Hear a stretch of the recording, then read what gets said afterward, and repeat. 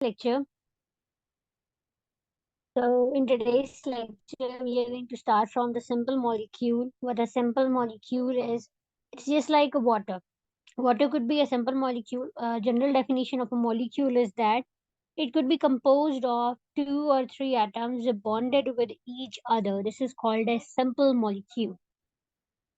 Now, within the forces of attraction present within the molecule, they are called as intermolecular forces.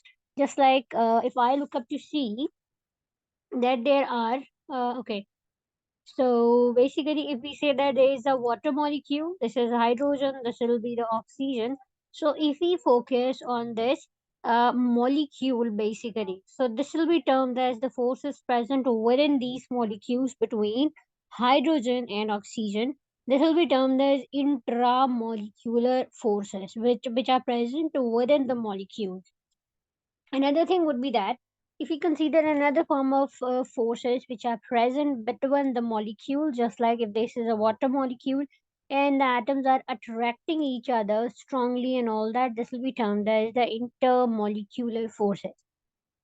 So right now we have discussed two things. What are the intermolecular? When they are present between the molecule, when they are present within the molecule, they are going to be termed as intramolecular forces of attraction. Now, molecules contain a fixed number of atoms joined. Molecules contain fixed number of atoms joined by the strong covalent bonds. If we look up to the liquid water, there are individual water molecules where oxygen and hydrogens are joined together to create strong polar covalent bond. I just told you, I might have told you that when there is an electronegativity, different elements are bonded together. They attain a something which is called as polarity, and this is called as polar covalent bonds. Now it must also be the some forces between water molecules which keep them in the liquid states. Next thing is these forces are intermolecular forces, so simply forces of attraction present between the molecules. This is called as intermolecular forces. Now strong forces of attraction, strong bond, covalent bond join, like they join hydrogen and oxygen atoms, as well as when they are, I mean, like between the intermolecular attraction, the water molecules are weaker. Now, when it comes to the specific point, if we can highlight or underline it, yeah. So the intermolecular forces between the molecules are much weaker than the covalent bond. Definitely, covalent bond is a particular type of bond that deals with the sharing of electrons. However, the intermolecular forces could be weaker because if some highly electronegative element might came, it will be able to attract electron, and these forces of attraction might broke up.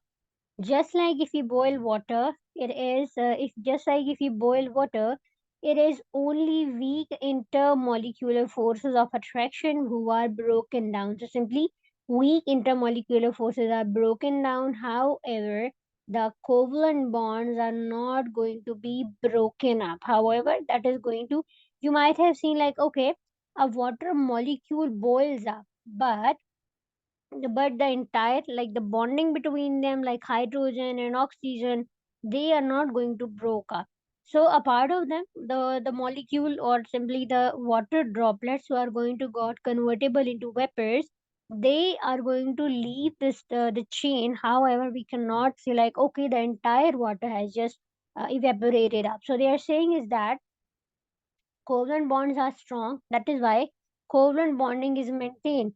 However, intermolecular forces are so stronger to be broken up. Now, all that has changed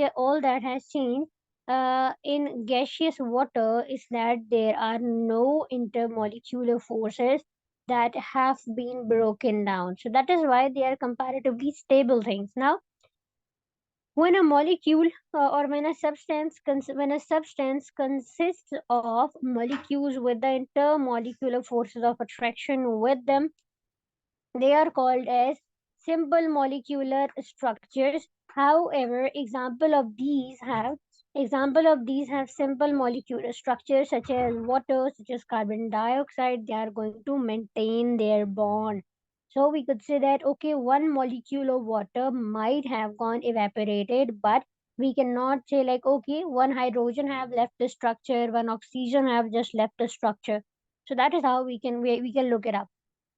Next thing is there are all things that we have drawn to be like taken as dot and cross diagrams. Also, virtually all the compounds will which that we might encounter that have covalent bond will have a simple molecular structure.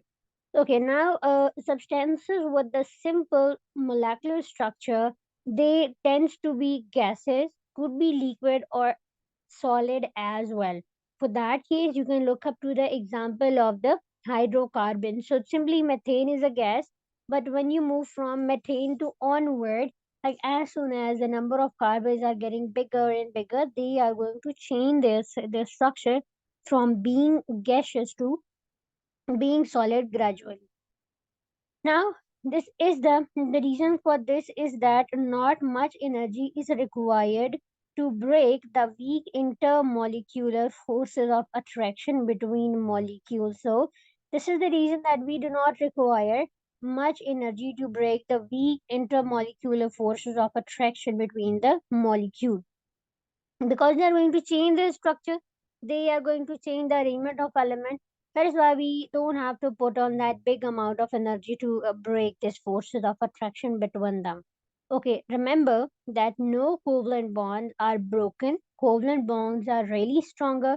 That is why we like classify the hydrocarbons into the three major branches, which are alkane, alkene, and alkyne, which we'll see them in the later on chapters. Okay, next thing would be when it comes to the melting and boiling points increase as relative molecular mass increases. So, when the relative molecular mass, the standard molecular mass increases, the melting and boiling point of elements or compounds also increases. Okay. Now, next thing would be when it comes to the fluorine, chlorine, bromine, iodine. Here they are. Now, whenever the molecular mass increases, the boiling point also increases and melting point as well as show deviation from being negative point to the positive one. So we can say that whenever molecular mass increases, the melting boiling point also increases. Okay. So, in the cases that the intermolecular forces got stronger, the intramolecular forces also got stronger. That is why they show increase from top to bottom. Next point would be if we continue chemistry, you will learn that there are the different types of intermolecular forces. You will come across the term van der Waals forces, the London dispersion, and hydrogen bond. There is a special type of intermolecular force between water molecules such as hydrogen bond. So you should be clear what hydrogen bonding is. That is a type of that is a type of intermolecular forces. Now, whenever so there are multiple types of it. When the intermolecular forces increases, they are going to hold each other strongly. Okay, when it comes to hydrogen bonding, it gives water some of its special properties such as solid create ice. Whenever solid creates ice, that is less denser than that of the solid liquid form. So basically it is less denser because they have to deal something with the spaces. So they are going to make some sort of variation of like they are going to show variation of 9%, 9 times smaller shape than that of being liquid. Okay, now remember that remember that we melt or boil these substances. We are only breaking up the when we say that we are melting or boiling some substances, it means we are doing some sort of variation in the intermolecular forces of attraction between the molecules. Now if boiling point increases from top to bottom, it means that we have to put on more energy to break the intermolecular forces as the relative molecular mass increases. So simply, when the relative molecular mass increases, the boiling point also increases. So we can say that whenever we are moving from somebody who is having smaller molecular mass on it to the one who is having the like huge molecular mass, definitely the one with a huge molecular mass will have more boiling point. Why is it? Because obviously, the more number of atoms, the more number of electrons or shells are there, the more the more intermolecular forces would be on the structure. So this is sometimes something that we see quite often in the chemistry, that the boiling point increases along the series such as this way. So when we move from top to bottom, the boiling point increases. Now, the extensive work said that it is it is not always the case that the melting boiling point increases as the molar mass increases, or as the molecular mass increases. It is really the okay. So basically, you can say that whenever the molecular mass increases, it also will have to check on to the electronegative properties. So accordingly, we will see the criterion of being boiled up. Either things are having stronger or weak covalent bonds in them. So we have to consider that scenario also. Next thing is some other physical properties of the covalent compounds are there. So covalent compounds do not conduct electricity. That is the universal rule, that they are not going to conduct electricity.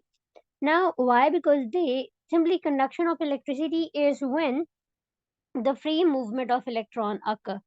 So when the free movement of electron is not permitted or allowed by some element or a compound, how conduction would be possible? In that case, conduction is not going to take place.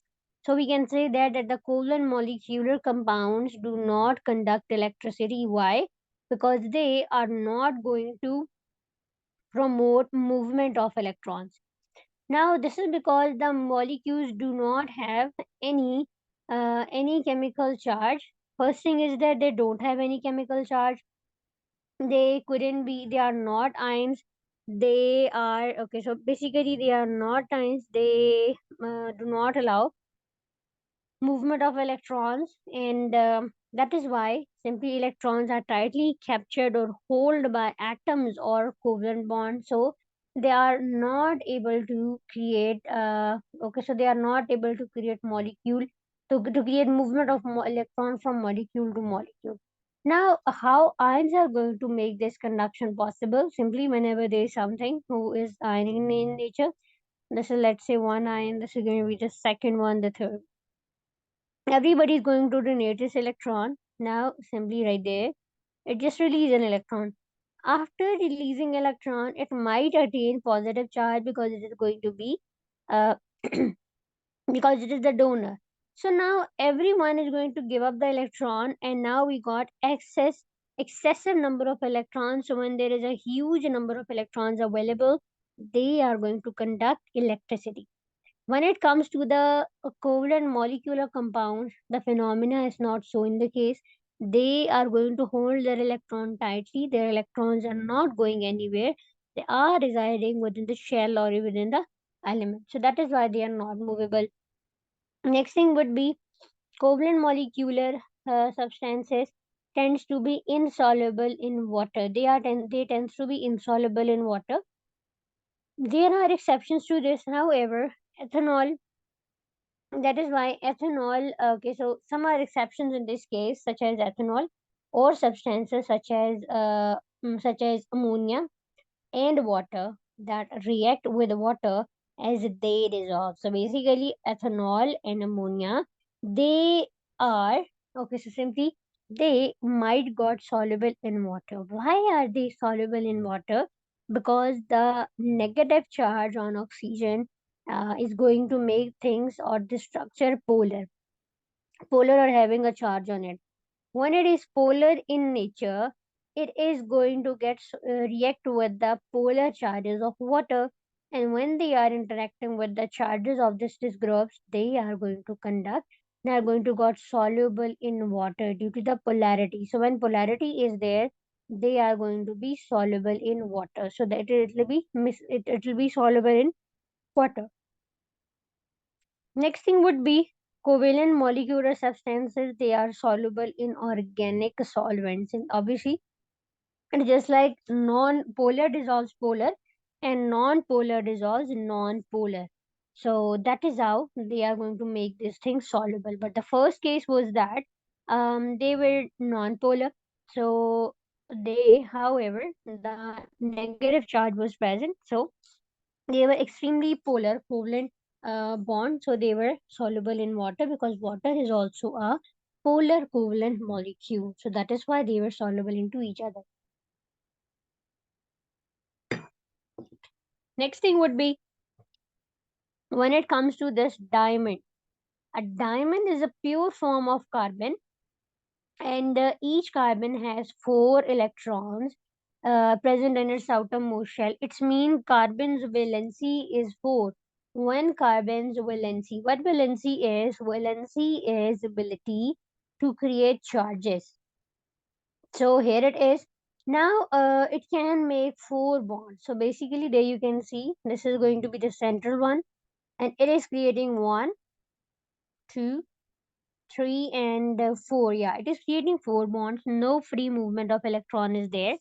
So one carbon is surrounded from all the sides basically. So in diamond, each carbon bond strongly creates 4 bonds with the other carbon atoms. Okay.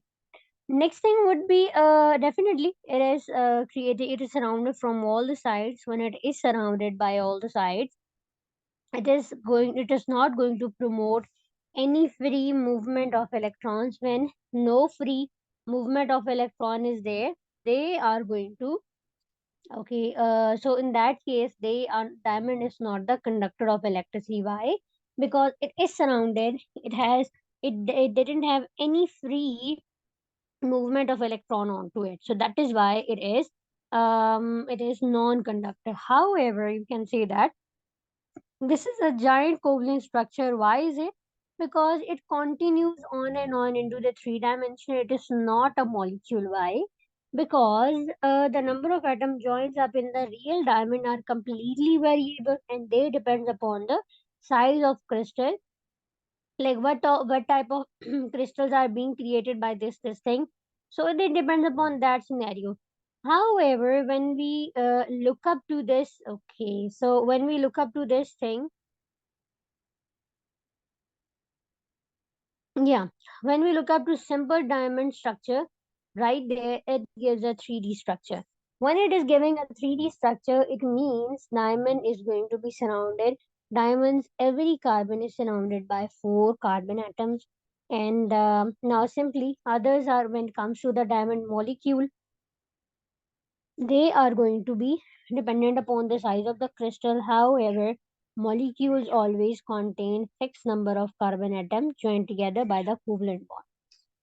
Next thing would be diamond has a very high melting and boiling point. Why is it having a high melting and boiling point? Because this is because that the very strong carbon-carbon covalent bonds are there, which is going to be extended throughout the structure. They are lying onto the also this crystal is the 3D again. So I mean simply a lot of energy is required to be supplied to break these covalent bonds. So therefore, diamond has a very, very high melting and boiling point. Why is it having high melting and boiling point? Because we have to apply huge amount of energy to break the covalent bonding present between carbon-carbon atoms. Okay. In order, it is important to realize that how this is different from the simple molecule as we saw above. In order to melt or boil a substance with a simple molecular structure, we only had to supply energy to the Okay, we only have to apply enough supply enough energy to break the relatively weak intermolecular forces of attraction. So definitely for the case, if we have to apply, if we have to boil the liquid, if we have to boil a general molecule, or if we have to break it off, so in that case we have to break the relatively weak intermolecular forces of attraction. However, within the diamond there is no intermolecular forces because it is a giant structure. So definitely there is no free movement of electrons, so not a kind of attraction is needed. It creates a general covalent bond. The covalent bonds, which are very strong, they must be broken to create to boil or melt it off. Okay, now, so you should be clear that in case of the general molecule, we have to, in case of the simple molecule, we have to overcome its melting boiling point. We have to overcome its intermolecular force of attraction or repulsion. However, within the simple molecule or within the covalent compounds, we have to do what we have in case of the simple compounds. What we have to do, we have to break the covalent bond. In case of the giant structure, you have to break the like we have to overcome the intermolecular forces of attraction. We have to break the covalent bond. However, when it comes to the basic molecules like water, we have to boil it. We have to provide it with a huge temperature to overcome the inter or intramolecular forces of attraction. While when it comes to the structure like diamond, we should have to apply huge amount of temperature because we have to overcome the covalent bondings. In general, all substances, all substances with a giant covalent structure, they are solid with a higher melting and boiling points because a lot of energy has to be supplied to break all the covalent bonds, whatever they are present in the giant structure. So basically, when it comes to the all the substances with the giant covalent structure, when they are the giant covalent structure, we have to they are having high melting and boiling points, so they require a huge amount of energy. So we have to apply that massive amount of energy to melt or boil them. Why? Because we have to break all the covalent bonds present between their structure. So the giant covalent structure also include example of the graphite, silicon, or silicon dioxide. They usually depend on the same scenario. However, when it comes to graphite, it is semiconductor. Why is it? Because it is surrounded by central carbon is surrounded by three carbons. The fourth side's electron is revolving or moving freely. That makes it semiconductor of electricity. Okay, so diamond is a very hard again. A lot of energy has to be supplied to break the strong covalent bond and the giant structure. So drill bits can be tipped with the diamond so that they're made up of the diamond. They're very hard to break. That is why we can rely on them. They doesn't conduct electricity because as I have already told you that they depend upon the free movement of electron. When no free movement of electron is there, they are going to be non-conductor. When it comes to the graphite, it is again a massive structure of the carbon. So graphite is also a form of carbon. However, its atoms are arranged differently. So there is still, although it is still a giant structure, graphite has it has a layered structure, and just like the way cards are packed, the way they are. So you can see that the structure of the graphite is also available in the same is based on the same ideology, like this way. So there is a forces of attraction present between layers. They are going to attract each other strongly. Next thing would be the way cards can be separated. Each card is very strong, but however they could be separated. The same rule applies on the graphite. You can separate these layers as well. Okay, now, but the fourth bond present on them, they allow free movement of electron since yeah. Okay, now graphite is a soft material. You can feel that they are present. The pencils are made up of the graphite generally. So the content which is present within them we used to write on with. on it with the lead pencils. They're made up of the graphite.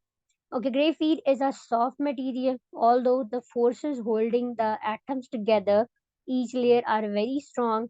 However, the attraction between the layers are much weaker, and they are not, they not, okay, so the least amount of energy is required to overcome these forces. However, they can slide on each other, they can be separated easily as well.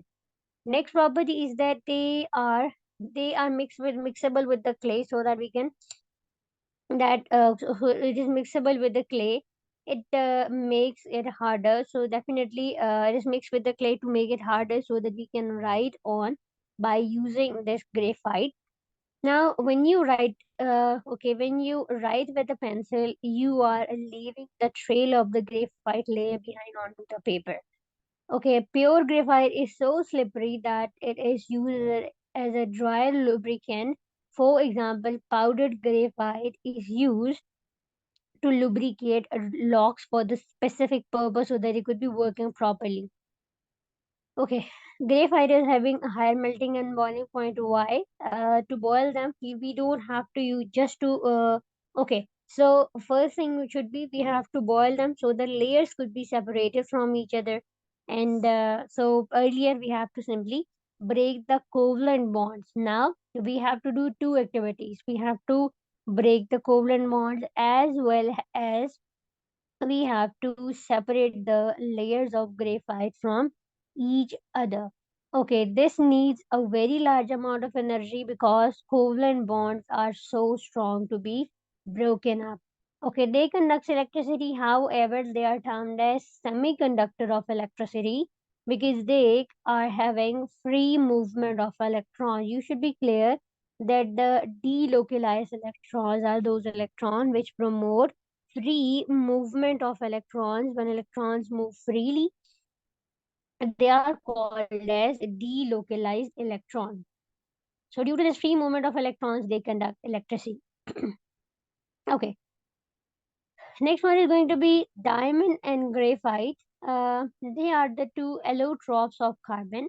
Allotropes are different forms of the same element. So generally, if I use a paper and I convert it into like a plane shape, I might fold it off and all that. So that will be termed as allotropic form of carbon or the paper. So another allotropic form of carbon is C60 fullerenes. Diamond and graphite both have the joint structure, but this one has a simple molecular structure. It is okay, it could be in a solid or liquid form. It contains 60 carbon molecules with weak intermolecular forces between them. Now, the fact that C60 has a simple molecular structure has a big influence on, like it has a big influence on the physical properties of substances. Okay, now C60 fullerenes, it has a lower melting or boiling point as compared to diamond or graphite. When this one is melting, we have to only overcome the intermolecular force. You can see it's a ball-like structure. So if we got succeeded to break up this ball, we can boil the ball it off. However, in the carbon and graphite, we have to provide them an excessive temperature because we have to overcome the covalent bonds force and intermolecular forces of attraction.